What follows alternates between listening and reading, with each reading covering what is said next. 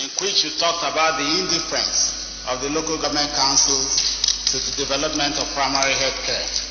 You also talked about the incompetencies at the managerial level and the poor work ethics. Now we have a national health bill.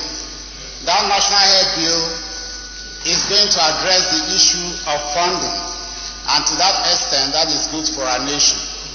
My question is, one, how would you tackle the issue of the local government indifference to the development of healthcare, realizing that the local government councils are the implementing partners for primary healthcare in this country? Secondly, 50% of that fund that is coming from the health bill will be managed at the local government health authority level. You've spoken about inadequacy of the management capacity and poor work ethics, and they are going to manage 50% of these funds. What strategies are you going to put in place to ensure that the funds are not abused? Thirdly, I would like to ask you, before the full implementation of the health bill, we know already that there's a lot of gap in terms of financing. How do we now address the issue of the high maternal mortality rate and the high under 5 mortality rate?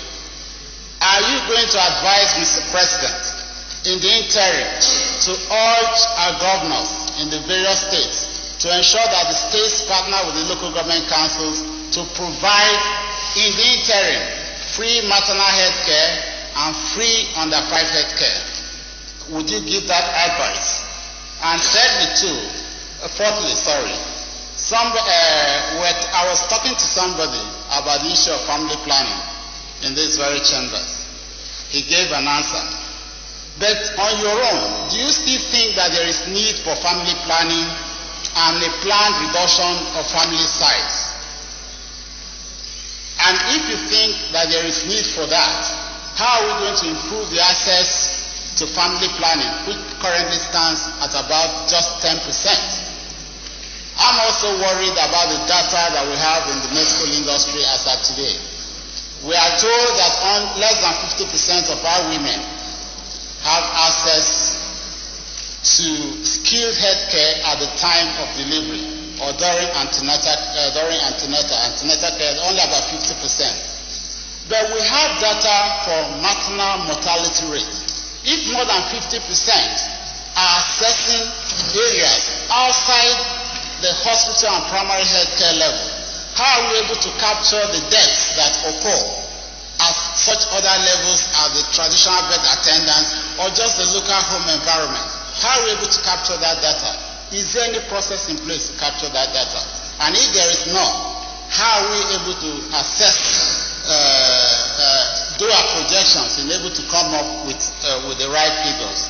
And lastly, I want to ask about the issue of community health workers, because you spoke about it now. They have a lot of role to play in terms of health education. They have a lot of role to play in terms of educating people on medical environmental issues. But at our primary health care centers now and the local government councils, they are playing down on the role of these workers. I know that in the 80s and in the 90s, because I was the council chairman in the early 90s, we used to emphasize the role of the community health worker, but that is not exactly so at the moment. So what are you likely going to do if you're posted to the Ministry of Health to encourage local government councils and state governments to begin to employ more community health workers so that they are able to go out into the villages to give them health education and to look into issues that may concern the environment?